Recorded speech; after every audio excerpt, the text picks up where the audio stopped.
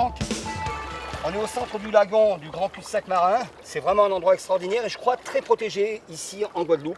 Et toi, tu fais découvrir cet endroit régulièrement. Tout à fait. Alors là, donc, c'est ce qu'on appelle le lagon du Grand Cul-de-Sac marin. Le lagon a une superficie de 15 000 hectares et il est classé réserve mondiale de la biosphère par l'UNESCO dans son ensemble. Sur ces 15 000 hectares de lagon, on a à peu près 3 600 hectares de réserves qui sont gérés par le parc national. On va retrouver 2 000 hectares de réserves en mer qui vont correspondre à 4 grands îlets, alors qu'on doit appeler cœur de parc maintenant. Les îlets de carénage et l'îlet La Biche, l'îlet Fajou et les îlets Christophe.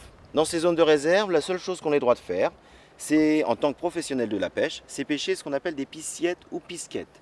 Ce sont des tout petits alevins qu'on a le droit de pêcher avec un épervier. Alors un filet qu'on tient la main et qu'on lance comme ça. Sinon, il est interdit de ramasser les plantes, les coquillages, les poissons, les langoustes, ni quoi que ce soit. Ce lagon, bien sûr, il est fermé par une barrière de corail. Je crois que c'est une barrière de corail très très importante en plus. Elle fait à peu près 25 km de long, ce qui va correspondre pour nous à toute la ligne d'horizon. Ce qui va protéger ce lagon de tous ces mouvements de houle. Les mouvements d'eau qu'on a ici sont dus au vent et non pas à la houle. Ce qui fait que ce lagon est protégé de par cette barrière.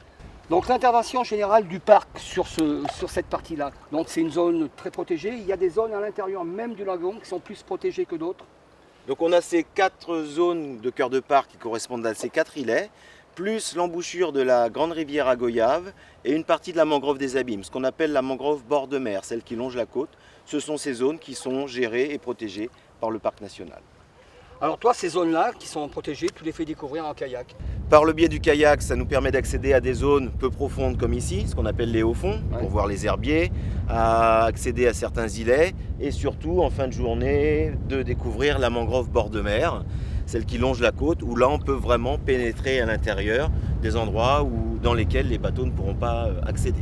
On va faire un petit tour sur les îlets, on va voir ça un peu. On va voir ça. Allez, on va aller sur ce qu'on appelle la biche et tout à l'heure on ira dans la mangrove. Allez, d'accord.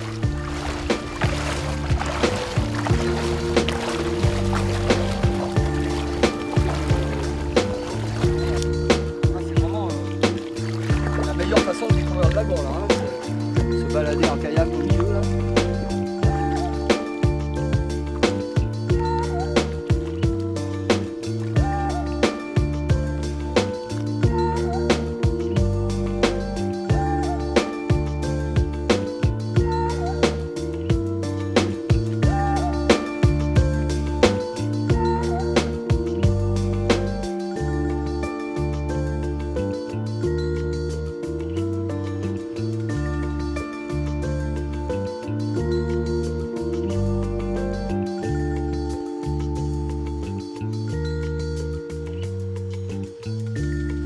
Là on est dans le deuxième gros écosystème, on est au milieu de la mangrove là. Et là pareil, tu amènes les kayakistes découvrir ce milieu particulièrement riche et fragile aussi je crois. Tout à fait. Donc là c'est ce qu'on appelle donc la mangrove bord de mer, celle qui longe la côte, qui est peuplée essentiellement de ce qu'on appelle le palétuvier rouge, cet arbre que tu peux voir là, qui est un arbre qui est adapté à vivre dans de l'eau salée, qui ne pousse que dans de l'eau salée.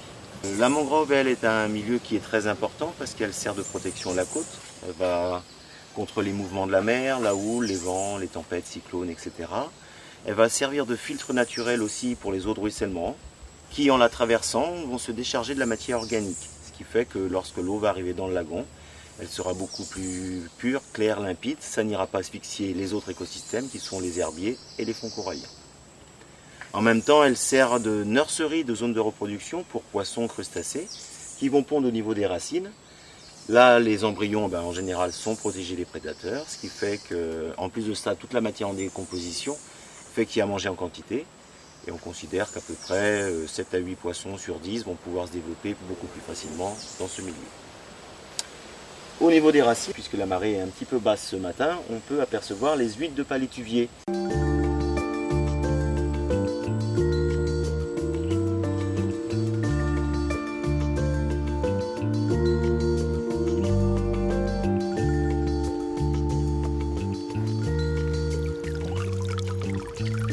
Qu'est-ce que tu tiens dans ta main là? Alors ça c'est une méduse qui vit dans la mangrove, qu'on appelle la Cassiopée de mangrove. Elle est posée à l'envers sur le fond. Elle se nourrit d'une algue qui vit avec.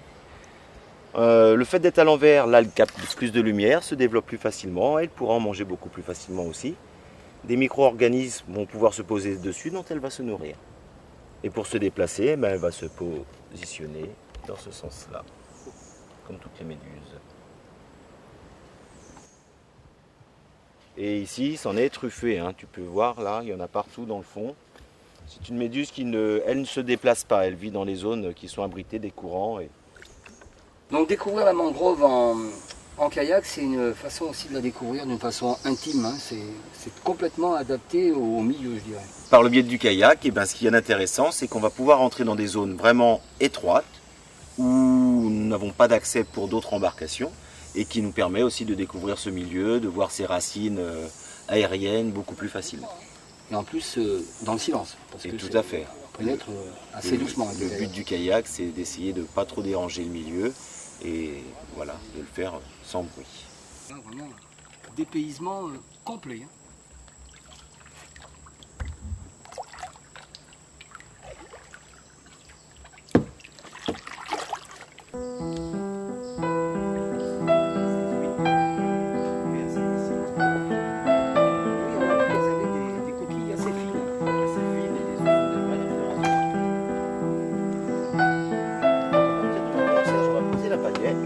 Et on va utiliser nos mains en tirant sur les racines sans se blesser.